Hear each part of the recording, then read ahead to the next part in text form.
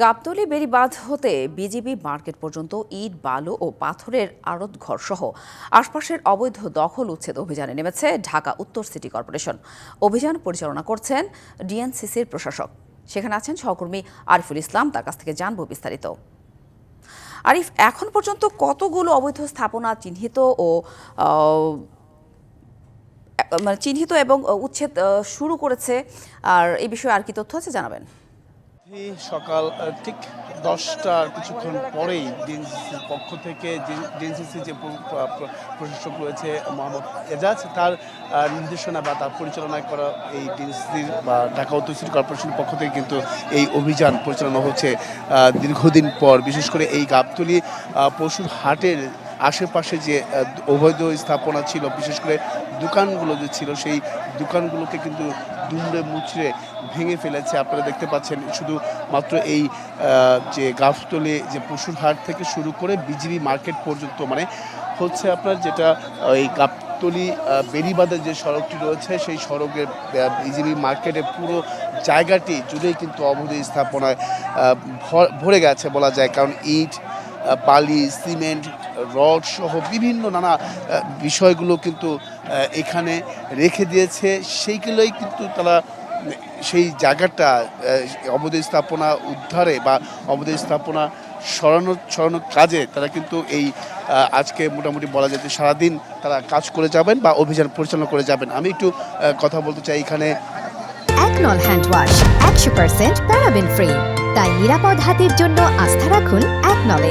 যারা দোকানে যারা, আপনাদের কি কোনো ধরনের নোটিশ দেওয়া হয়েছিল বা আপনাদের তো এই অবৈধ স্থাপনা তো কখনো তো আর নোটিশ দেওয়া লাগে না, বিষয়টা এমন? ঠিক আছে, কিন্তু এটা তো 1 বছরের লিজ ছিল। এটা অবৈধ স্থাপনা সরকার 1 বছরের লিজ দিছে। ফেব্রুয়ারি 28 তারিখ পর্যন্ত লিজ দিছে। আজকে কত তারিখ? ফেব্রুয়ারি চলে গেছে, 8-10 দিন। ওকে ফাইন, ওনারা যদি ভেঙে ফেলে আমার তো ইতিমধ্যে নোটিশ দিতে হবে। লিজের পরে নোটিশ দিতে হবে, লিজের আগে নোটিশ দিলে তো হবে না, যেহেতু এটা লিজ মেয়াদ আছে। এটা যেহেতু মেয়াদ আছে, শেষ হয়ে গেছে, তখন ঠিক আছে। আমরা যে একটা স্থাপনা করছি, সরকার যদি আমাদেরকে একটা নোটিশ দিত এই 2-1 দিন আগে, ওনার কি খুব বেশি ক্ষতি হয়েছে? একেতে হচ্ছে অবৈধ জায়গা, তার মধ্যে হচ্ছে 28 তারিখ ডেট ওভার হয়ে গেছে, তারপরে আপনারা কেন আবার বলছেন? না, অবৈধ জায়গা ঠিক আছে, আমরা জানি যে 28 তারিখ পর্যন্ত শেষ। তো ওনারা বলছে এটা, ওনারা বা আমরা নিজেরা বলছি যে এটা আমরা সরকার থেকে আবার লিজ আনার চেষ্টা করবো বা আনবো। তা হুটহাটে যে ভেঙে ফেলবে এটা তো আমরা জানি না। আমি তো আমার এই যে দোকানটা উঠেছি প্রায় 1 লাখ টাকা লাগছে। 1 বছর হয় না, 6-7 মাস উঠেছি। তারপরে অনেক আমার মোবাইল সেলসের দোকান, সার্ভিসিং এর দোকান, হ্যাঁ, অ্যাক্সেসরিজের দোকান, বিকাশের দোকান, এই যে সব কিছু আমার এলোমেলো হয়ে গেছে। আমি তো মাল গোছানোর জন্য আধা ঘন্টা টাইম পাই নাই। তো একটা দোকানে মোবাইল অ্যাক্সেসরিজ সার্ভিসিং এর দোকানে কি মাল থাকতে পারে? 28 তারিখ পর থেকে তো আপনি এমনিতে অবৈধ। হ্যাঁ, আমরা এমনিতে অবৈধ, ঠিক আছে, সেটা আমরা বুঝতে পারছি। কিন্তু তারপরেও যতই হোক, যদি একটা ভেঙে দিয়ে দেয়, একটা তো নোটিশের প্রয়োজন আছে সরকারের।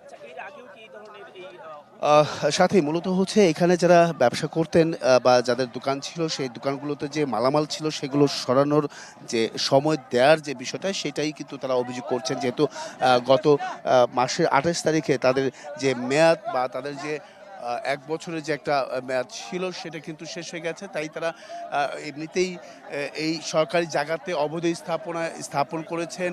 আর সেটার পাশাপাশি তাদের যে ডেটটা ছিল, নির্ধারিত ডেট 1 বছরের যে মেয়াদ ছিল, সেটাও শেষ হয়ে গেছে। সব কিছু মিলেই বলা যায় যে তারা একটাই অভিযোগ যে দোকানের মধ্যে যে ধরনের মালামালগুলো ছিল সেগুলো সরাতে পারছে না, সেগুলো তারা নষ্ট করে ফেলেছেন। তো এই ছিল আসলে এখান থেকে সাথী সবশেষ। পরবর্তী সংবাদে নতুন কোনো তথ্য পেলে অবশ্যই জানার চেষ্টা করব। সাথী। নিশ্চয়ই আরিফ, ধন্যবাদ।